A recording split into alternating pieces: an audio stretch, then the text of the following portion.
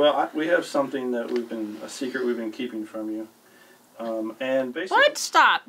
Danielle's been in here before, and she was talking about some things about you. So, no. You're going to make me cry. So, whenever you're ready, you guys can watch that and just hit You're play. in so much trouble. Seriously. Oh, Trish, the tea. Okay. Ben and Dorothy have become more than just our small group leaders.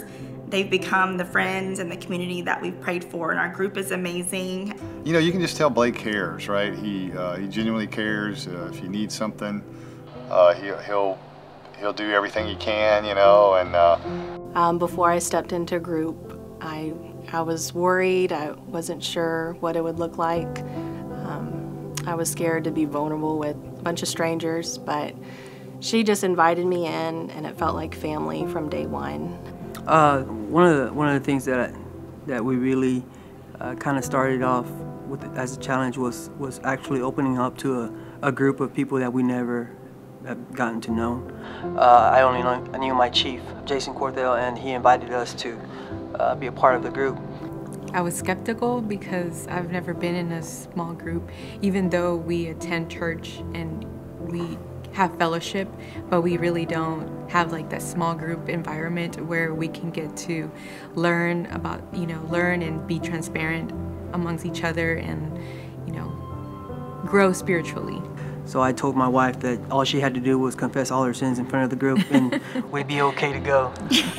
They have gone through a lot of things throughout their lives. They've been really close to God and have kind of separated and have come back. And so they've had a pretty significant journey. And so it is really heartening to where you're able to kind of talk to them about anything. And if they haven't been through it, they know somebody that has. And so it's really easy to talk about your flaws or things you're going through, things you're struggling with.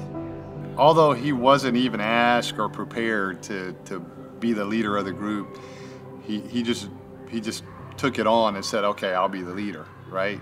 And then and so that kept the group together. And so I think just seeing Blake, take the torch and running with it, it's probably the greatest thing that's just encouraged me to see guys that have been through the ringer and are really not worthy, just like myself, are able to still step up and do the right thing. And that's just all because we all know that of the forgiveness and the grace and the mercy of Jesus. And I think Blake understands that. It took him a long time to get to that point, and I don't think he felt worthy even to lead the group, and he probably would tell you he doesn't feel worthy today. But he's doing a great job at it. She had this conversation with me one day about discipleship, and it wasn't a word that I really heard much before, because it took me about 3 years to even join a group here at the Met. And she was talking to me about discipleship and what that looks like, and just started inviting me into her life. And from there, she's just been a blessing.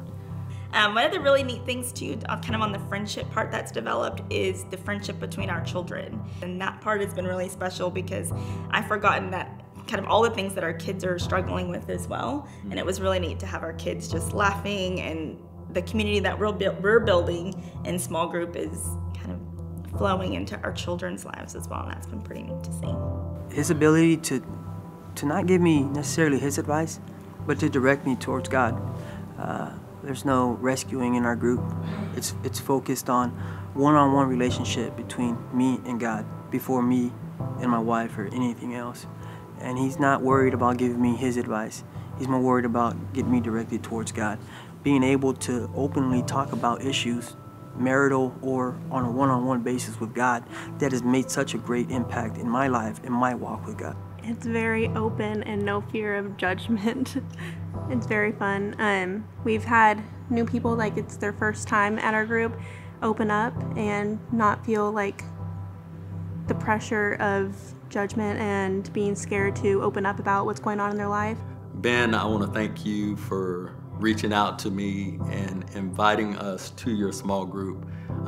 At the time, I was trying to find another guy that I could mesh well with, and so for you to really reach out and encourage me to join a small group, it really means a lot. The biggest thing that helped me from Sarah was that she would always point me back to God. Like, she wouldn't give me a quick fix or something. She would just say, well, where do you think God's calling you? What do you think God's trying to tell you? And that was helpful for me to hear.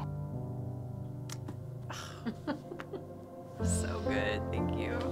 I just wanted to thank Tom and Millie for everything that they've done for not just us, but everybody in our life group, always being the first to want to help us and speak to us and lift us up and just help us grow. What are y'all doing?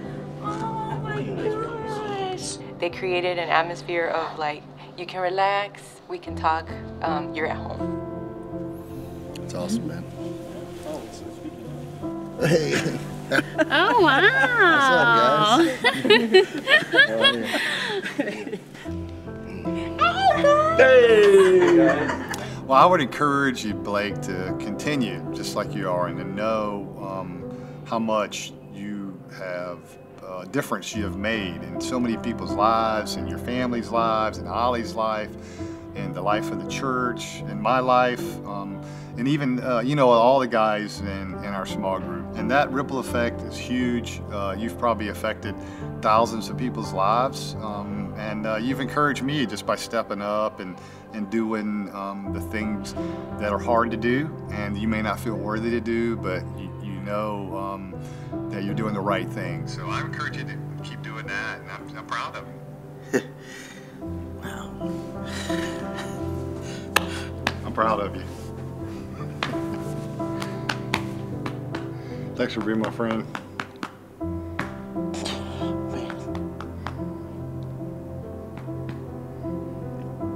I know you've been through a lot. I love you, John.